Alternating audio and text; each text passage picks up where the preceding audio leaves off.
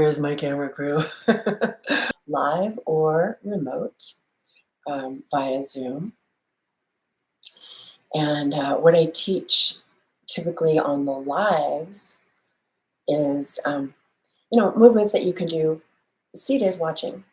Um, Ideally along with me, but I've noticed that people are clicking on these after the fact. And so I just always want to make sure, number one, it's safe, right?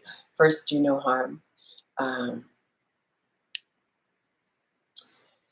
So I do remember how I got introduced to Dr. Andrew Huberman was some friends who know that my business is based in stretching. Introduced me to this professor saying, and he did a 2.5 hour podcast on stretching. You'd love it. I think it might have been my least favorite of all of his, and because he doesn't know yet. Let me know if you can introduce me, please. He doesn't know yet about active isolated stretching, and I say that in early December 2024. Hopefully he will soon, because I am sure that he would love this. He is big and beefy and super fit, but that type of body type doesn't tend to love static stretching. Most people actually don't, if they were really honest. Because static stretching overrides the stretch reflex. It overrides your nervous system. It overrides your natural reflexes. Whereas active isolated stretching, what I am so fortunate to have been introduced to by Aaron Mattis in 1997, active isolated stretching works with your neurology. It works with your nervous system. It honors your natural reflexes. In fact, I've heard Dr. Huberman refer to the Great Sherrington, because Andrew Huberman is a tenured professor of ophthalmology and neurology at Stanford, and Sir Charles Sherrington won the Nobel Prize in Medicine almost 100 years ago, studying eyes. So that's how Andrew Huberman knows about it. But it's also the main principle that we use in active isolated stretching, is we are honoring the natural reflexes. You know how when you go to the doctor and she whacks your knee with a rubber mallet and you kick her because she was hoping you would, and it shows that your reflexes are working? She's testing the stretch reflex of the knee, of the patellar tendon right here. So it's an easy one to get to. And of course she gets out of the way so you don't really kick her. But it responds to sudden force. And so when you do that kicking reflex, it shows that, at least for that tendon in that place on that day, that your reflexes are intact, likely for all of them. So active isolated stretching honors these reflexes. It doesn't try to ignore them or push them away or, override them. We are working with your natural reflexes, which is why active isolated stretching feels good. It doesn't hurt, but it's hugely effective because we're working with science. So anyhow, we'll do a little bit of that soon. The question that got sent to me in advance had to do with, predictors of longevity. And so, sure, grip strength is valuable. And yes, I can do push-ups in my 60s. I mean, pull-ups in my 60s. I mean, I would hope we can all do push-ups. Pull-ups. And muscle mass is super valuable because it helps you avoid the metabolic diseases, which is many of them. But balance is also super important, and it's a neurological thing. Balance, if you think you have bad balance, do not be alarmed, because balance is often unlearned, forgotten, and it can be relearned. You simply need to practice. There is there's a video on my channel from Shelter. It has something about no knee locking in the title, because a lot of people, I help a lot of people get out of pain. I have 5 stars for getting people out of pain. And a lot of back pain is contributed to by poor posture, poor habits. People just don't know. And so, as a former knee locker myself, I am eager to teach people how having good posture can contribute to feeling great. And when we first learn to stop locking our knees, when we go from the knee locked position to um, stacking the bones properly over each other, it can feel like our knees are bent because the proprioception is so used to the knee locked back position being the default. And so then when you go to ideal, it thinks you're actually here. So let me show you what that means. You can see some of me, but not quite all of me. Okay, tilt this a little teeny bit. Let's see if that works.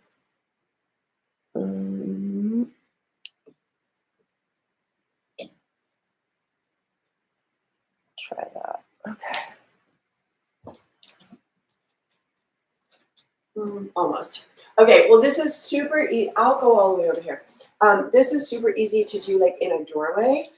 In a door jamb, you have something to hang on to. So if your balance isn't strong yet, you don't have to worry about it. You can just hang on to the door jamb. I'm going to step a tiny bit forward. So I want my footprint grounded. I want, my footprint grounded through, think of the perfect footprint, like the baby footprint on the birth certificate. So think of the perfect footprint grounded, and now I'm going to stand on one leg, and oh, you know what? Well, okay, you can kind of see. So I used to stand with my knees locked back like that. You can kind of see that I'm hyperextending my knees, right?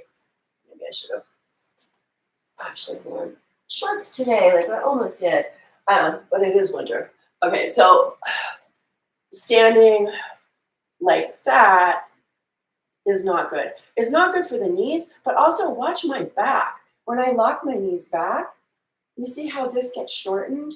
It also disengages my abs. So in the process of learning to stand with your thigh bone directly over your shin bone, which, it's essential that you have equal amount of weight on the front and the back of your foot in order to make that happen. So when you're standing with the footprint even, but you're used to standing like that, when you start standing like that, your brain can think you're standing like that because the proprioception hasn't caught up yet. It will if you keep practicing.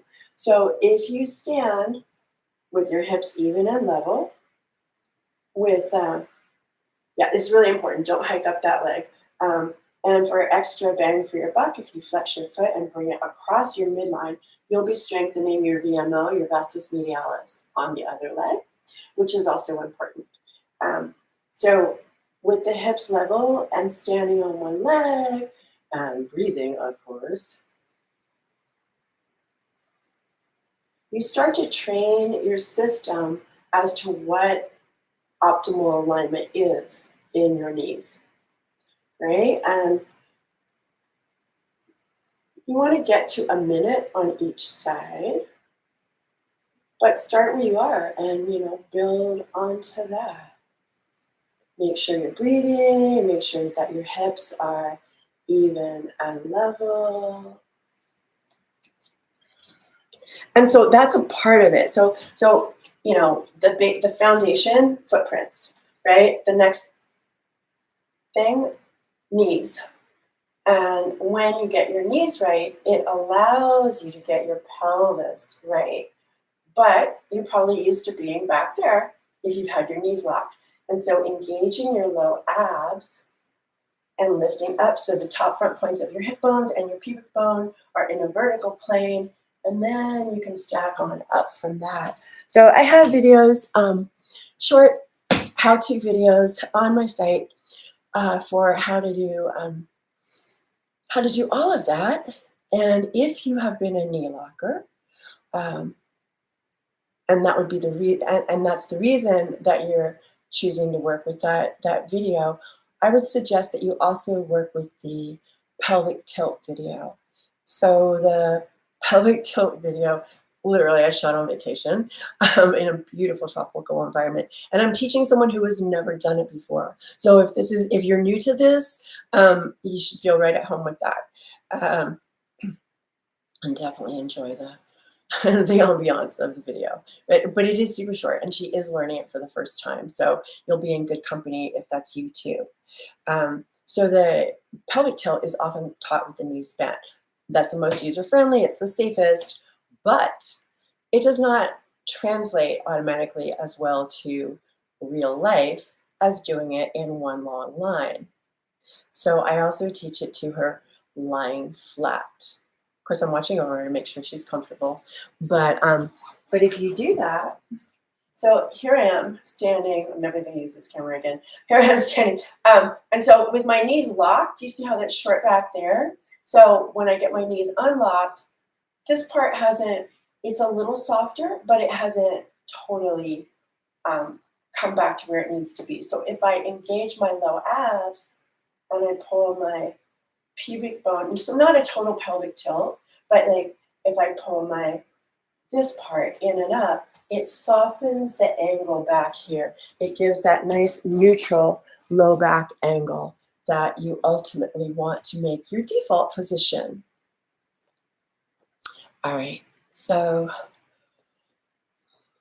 today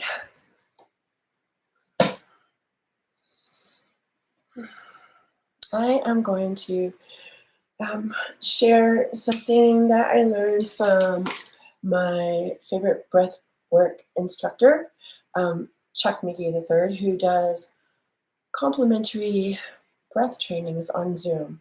You can find him through icedvikingbreathworks.com. And there's a Zoom link to join and learn. So one of the things that he talks about is the biomechanical breath. And that's something I've been wanting to share for forever, because it's important for posture, and it's important for breathing, it's important for speaking. It's just overall important. So what you want to do is you want to expand to the sides and the back.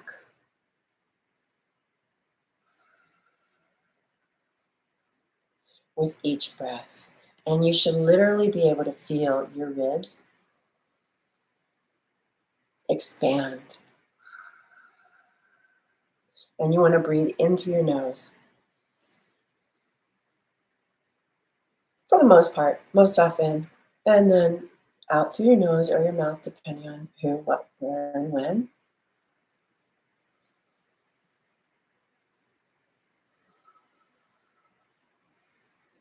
But you want to take nice, full breaths.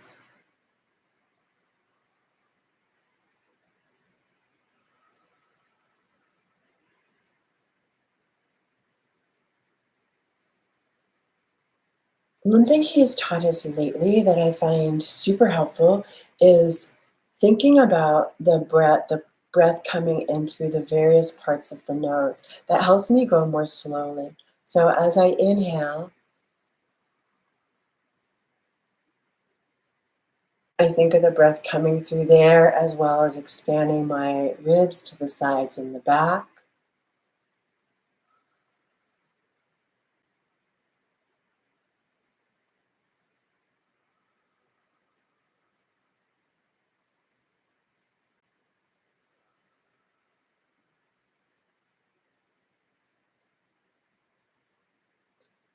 Excuse the radio silence. I hope you're breathing along with me.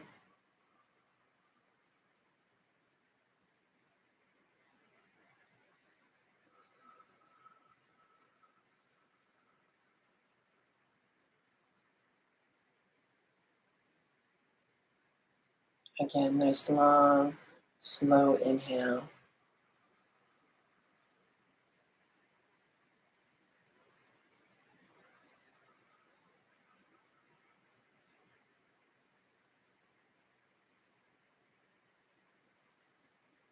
You know, I love teaching and sharing information so much. It's really hard for me to stop, but I am going to try to stick to my almost stick to my limit today.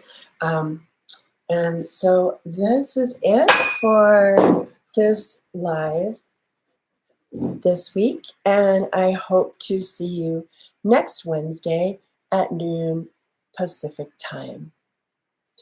Diane Way, Stretching by the Bay.